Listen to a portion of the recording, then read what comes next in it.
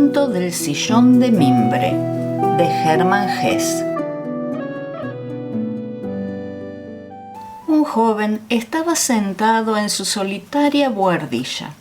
Le hubiese gustado llegar a ser pintor, pero para ello debía superar algunas cosas bastante difíciles.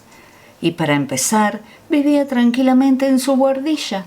Se iba haciendo algo mayor y había adquirido la costumbre de pasarse horas ante un pequeño espejo y dibujar bocetos de autorretratos. Estos dibujos llenaban ya todo un cuaderno y algunos le habían complacido mucho. Considerando que aún no poseo ninguna preparación en absoluto, decía para sus adentros, esta hoja me ha salido francamente bien. Y qué arruga más interesante allí, justo en la nariz. Se nota que tengo algo de pensador o cosa por el estilo. Únicamente me falta bajar un poquito más las comisuras de la boca. Eso crea una impresión singular, claramente melancólica. Solo que al volver a contemplar los dibujos, al cabo de cierto tiempo, en general ya no le gustaban nada. Eso le incomodaba, pero dedujo que se debía a que estaba progresando y cada vez se exigía más.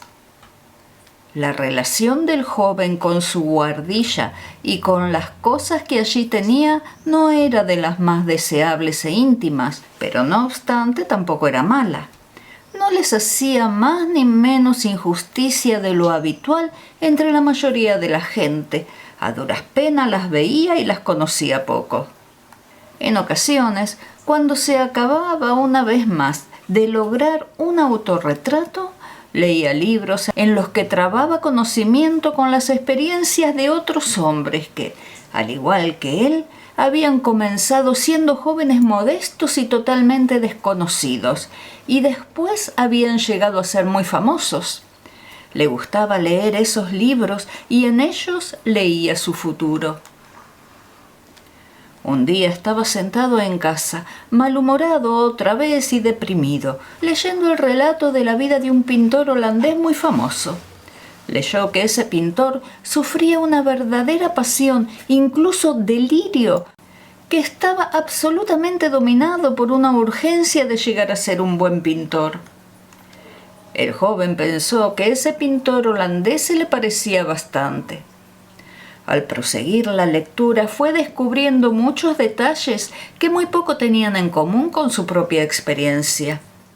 Entre otras cosas leyó que cuando hacía mal tiempo y no era posible pintar al aire libre, ese holandés pintaba con tenacidad y lleno de pasión todos los objetos sobre los que se posaba su mirada, incluso los más insignificantes.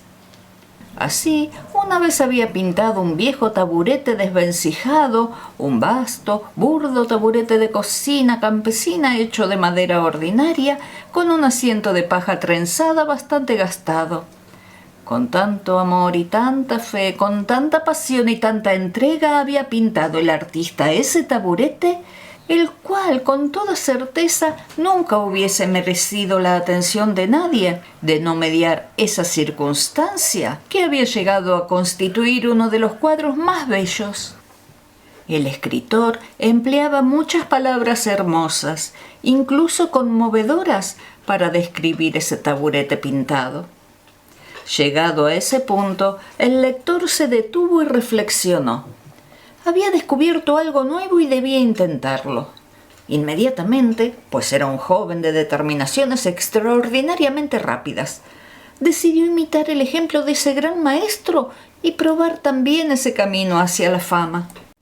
Echó un vistazo a su buhardilla y advirtió que, de hecho, hasta entonces se había fijado realmente muy poco en las cosas entre las cuales vivía. No logró encontrar ningún taburete desvencijado con un asiento de paja trenzada. Tampoco había ningún par de zuecos. Ello le afligió y le desanimó un instante y estuvo a punto de sucederle lo de tantas otras veces.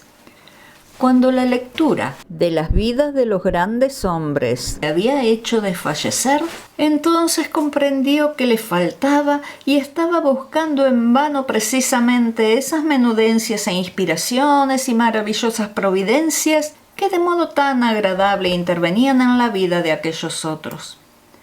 Pero pronto se recompuso y se hizo cargo de que ese momento era totalmente cosa suya. Emprender con tesón el duro camino hacia la fama. Examinó todos los objetos de su cuartito y descubrió un sillón de mimbre que muy bien podría servirle de modelo. Acercó un poco el sillón con el pie, afiló su lápiz de dibujante, apoyó el cuaderno de bocetos sobre la rodilla y comenzó a dibujar. Consideró que la forma ya quedaba bastante bien indicada con un par de ligeros trazos iniciales y con rapidez y energía pasó a delinear el contorno con un par de trazos gruesos. Le cautivó una profunda sombra triangular en un rincón, vigorosamente la reprodujo y así fue tirando adelante hasta que algo comenzó a estorbarle. Continuó aún un rato más. Luego levantó el cuaderno a cierta distancia y contempló su dibujo con ojo crítico. Entonces advirtió que el sillón de mimbre quedaba muy desfigurado. Encolerizado, añadió una línea y después fijó una mirada furibunda sobre el sillón. Algo faltaba. Eso le enfadó. «¡Maldito sillón de mimbre!», gritó con vehemencia. «En mi vida había visto un bicho más caprichoso». El sillón crujió un poco y replicó serenamente: «Vamos, mírame. Soy como soy y ya no cambiaré». El pintor le dio un puntapié. Entonces el sillón retrocedió y volvió a adquirir un aspecto totalmente distinto. «¡Estúpido sillón!», gritó el jovenzuelo. «Todo lo tienes torcido e inclinado». El sillón sonrió un poco y dijo con dulzura: «Eso es la perspectiva, jovencito». Al oírlo, el joven gritó: «¡Perspectiva!», gritó airado.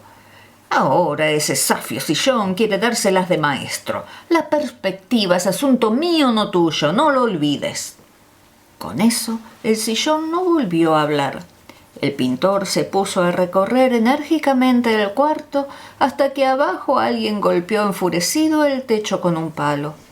Ahí abajo vivía un anciano, un estudioso que no soportaba ningún ruido. El joven se sentó y volvió a ocuparse de su último autorretrato, pero no le gustó. Pensó que en realidad su aspecto era más atractivo e interesante, y era cierto. Entonces quiso proseguir la lectura de su libro, pero seguía hablando de ese taburete de paja holandés y eso le molestó. Le parecía que verdaderamente armaban demasiado alboroto por ese taburete y que en realidad... El joven sacó su sombrero de artista y decidió ir a dar una vuelta. Recordó que en otra ocasión, mucho tiempo atrás, ya le había llamado la atención cuán insatisfactoria resultaba la pintura. Solo deparaba molestias y desengaños y, por último, incluso el mejor pintor del mundo solo podía representar la simple superficie de las cosas. Al fin de cuentas, esa no era la profesión adecuada para una persona amante de lo profundo. Y de nuevo, como tantas otras veces, consideró seriamente la idea de seguir una vocación aún más temprana. Mejor ser escritor. El sillón de mimbre quedó olvidado en la buhardilla. Le dolió que su joven amo se hubiese marchado ya. Había abrigado la esperanza de que por fin llegaría a entablarse entre ellos la debida relación. Le hubiese gustado muchísimo decir una palabra de vez en cuando, y sabía que podía enseñar bastantes cosas útiles a un joven. Pero, desgraciadamente, todo se malogró.